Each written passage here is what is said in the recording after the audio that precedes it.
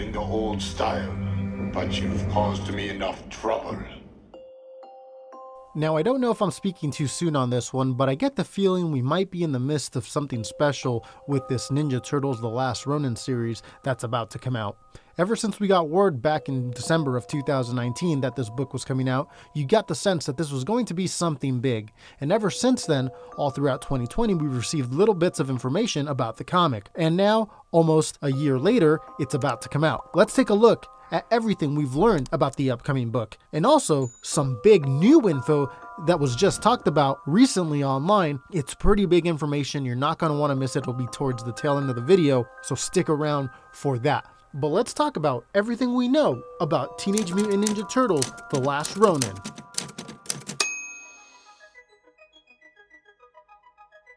Okay, so the book was announced in issue 100 of the IDW Ninja Turtles comic with a black page with the words Teenage Mutant Ninja Turtles: The Last Ronin and the names Kevin Eastman, Peter Laird, Tom Waltz, and at the time, the artist of the book, Andy Kuhn. There was word that this would be an Elseworld type story that set sometime in the future, a 5-issue series. Word was that it would lean heavily towards the Mirage Turtles, also circulated.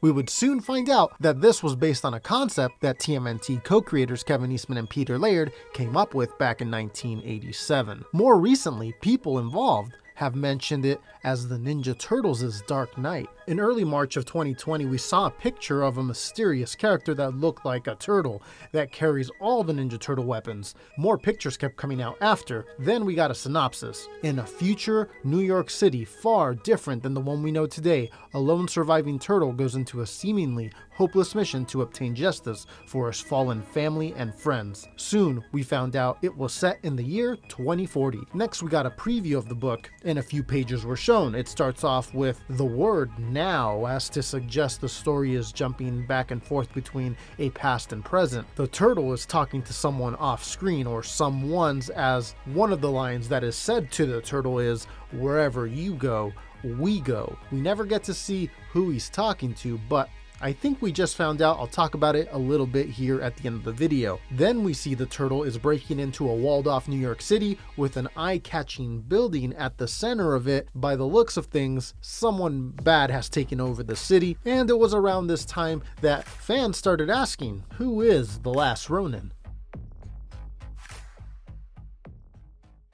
So getting a bit into the technical side of things, next we found out that the book would be oversized both in size and number of pages, coming at a whopping 48 pages for issue number 1. Now, most likely due to everything that's going on with the virus, the date kept getting pushed back from August to September, but now it looks like we're finally here as it's coming out October 28th. And this thing will be bi-monthly, so December will be issue 2, and so on. But yeah, this thing is off to the printers. Now, some interesting things happened leading up to this release. I believe due to scheduling reasons, the artist for the book was switched out and new artists came on board. Isao Escorza and Isaac Escorza. And I assume, just so everything matches, they went back and redrew the preview. So there is in fact 2 previews of the same book with completely different art styles out there, which I know is kind of weird, but I feel like it just adds to the mark this book is going to leave behind. Not only will it be a TMNT epic, but I feel like people will talk about the rare original preview that's out there that some people got their hands on. It's also pretty cool to check them out side by side to see the similarities and differences between the two. We also learned at some point that Ben Bishop would be doing half of The Last Ronin. Now take this next part with a grain of salt because I don't remember where I heard it or if I made it up in my own head, but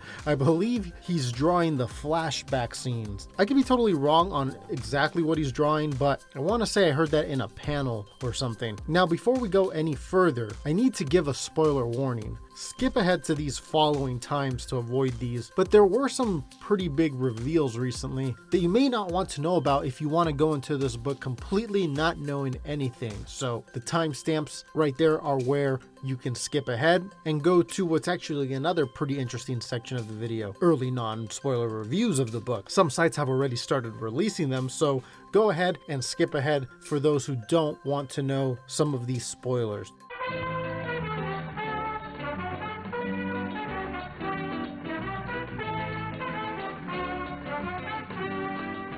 Let's get started. Okay, so there's actually quite a few, some that I've discussed here before, but there are some that are brand new. First, let's talk about the ones I've discussed before. Just recently, Tom Waltz revealed a page we hadn't seen before, I believe of issue 1, and we see the Last Ronin fighting future foot soldiers, and these foot soldiers appear to be robots. So for sure, now we know that the foot soldiers in this universe are going to be robots of some kind. Next, we also got, at some point, the synopsis to issue 2 of this series, which issue 2 will be released in December, but we did get a peek, at least through the synopsis, of a character that is going to be in this story. The synopsis of issue 2 reads, "Secrets are revealed as we begin to discover what happened in the past to lead to this nightmarish future. The Ronin meets an unexpected new ally, so we know at some point he will be rolling with someone." And then it says, "But the Foot Clan begins an exhaustive sweep of the bottom is capitalized,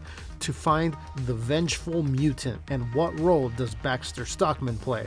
What role does Baxter Stockman play? So for sure we know Stockman will be in The Last Ronin at some point. He is probably the one that engineered these foot soldiers, if I had to guess.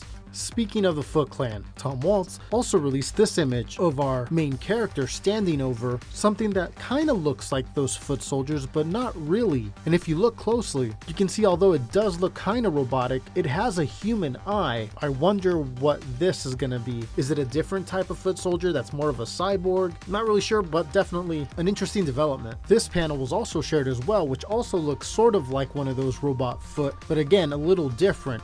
You have our main character grabbing it by its arm saying close quarters combat is a mistake. I'll just end up painting myself into a corner. This new image was also shared of our main character riding a motorcycle, appearing to approach that strange building in the center of the city. Okay, so this is where it gets a little bit interesting. Some advanced reviews or early reviews of the comic have come out already. Some sites have already gotten their hands on it. The first one has some spoilers in it. You do get information about a character that we didn't know about. It's kind of a big deal, so that's why I threw up the spoiler warning specifically for this one, and there's some other stuff as well. So this one's from GamesRadar.com. It says Newsarama there at the top. The headline reads, "TMNT The Last Ronin #1 is a must-read for any Turtles fans." It's a great in-depth review. They actually go into like the nitty-gritty details about it. I'm going to leave a link down below at the bottom. Go check it out and read the whole thing. You get really good insights into more details about the book. An excerpt from it says, "Despite whatever fanfare readers see in the lead up to it hitting newsstands and digital readers, know one thing, the hype fails to do this comic book justice," which the hype is high, so it sounds like it's really good. The next part is big. And remember what I said earlier, the turtle is talking to someone, so it says, "Whether these are actual ghosts of the mysterious turtle's brother that we see, or simply manifestations of the Ronin experiencing survivor's guilt, remains to be seen." So there you go, he's talking to his ghost brothers, and by the sounds of it, we'll actually get to see them. The next part is probably the biggest spoiler out there yet. They say, "This is not the New York City of old, as it now stands as a walled-off city-state under control of Oroku Hiroto, the son of Kurai and grandson of Oroku Saki, the Shredder." That's a big deal. It doesn't say if he's in the armor or if he looks like a businessman or anything like that. So we're gonna have to wait to pick up the book to see all of that, unless they release images of this new character soon leading up to the release, which we'll cover if they do. So they go on to say, "The Foot Clan resides in power over the residents of this new world. We begin to see there are elements of a sort of underground resistance." So we'll have to wait and see what that's about. Maybe some familiar characters, we don't know yet. They go on to say something like the Ronin does not only carry his brother's weapons with him, but also their masks. So I guess we'll see him hold their masks at some point. The last line of the review, which has nothing to do with spoilers anymore, gets me pretty excited. It says, "It's difficult to assign a 10 to a comic, and it doesn't happen often. To do so, the story and art need to be working in sync so as to create an immersive story that grips its readers. Moreover, it needs to offer readers something of long-lasting importance beyond simply entertaining them for the time spent reading the comic. It needs to contribute in a greater way. The Last Ronin #1 delivers those promises and more."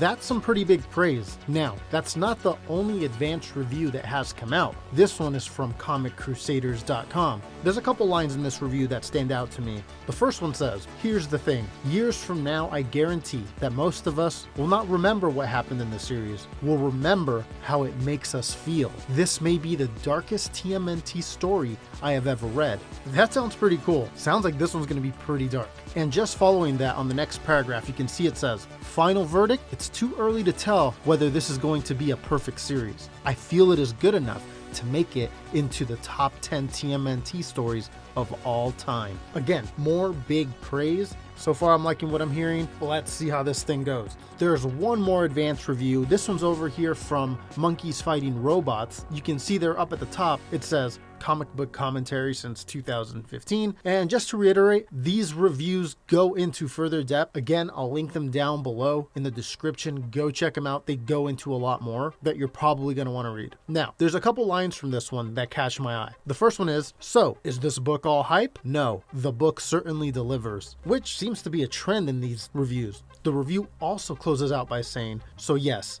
believe the hype and buy the book when it's out October 28th. As a lapsed TMNT fan, I loved it, and it piqued my interest enough to dive back into the franchise as well. So there you have it. Sounds like it's going to be pretty big.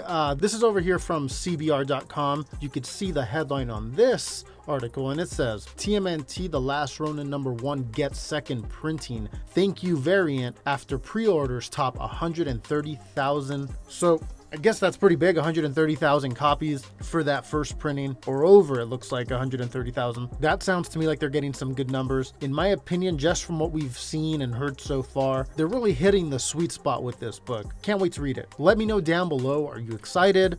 Are you picking this one up? Let me know down below. I'd love to see what you guys have to say. I'm going to get a physical copy, and I think I'm also going to get the digital right when it comes out because I want to read it like right when it drops so I can start my review on it. I'll probably do a non-spoiler review the day of and then do a spoiler one later on just to kind of get my thoughts together and also give a chance for everybody to kind of get it and stuff. But this sounds like it's going to be good. But that's it for this one. Remember to hit that subscribe button if you're new here and you want more videos like this in your life talking about the Green Machine. Hit thumbs up if you enjoyed the video. Helps out the exposure of the channel. But that wraps up this one. Stay tuned. More videos are coming. I'll see you in a little bit with another one. Take care.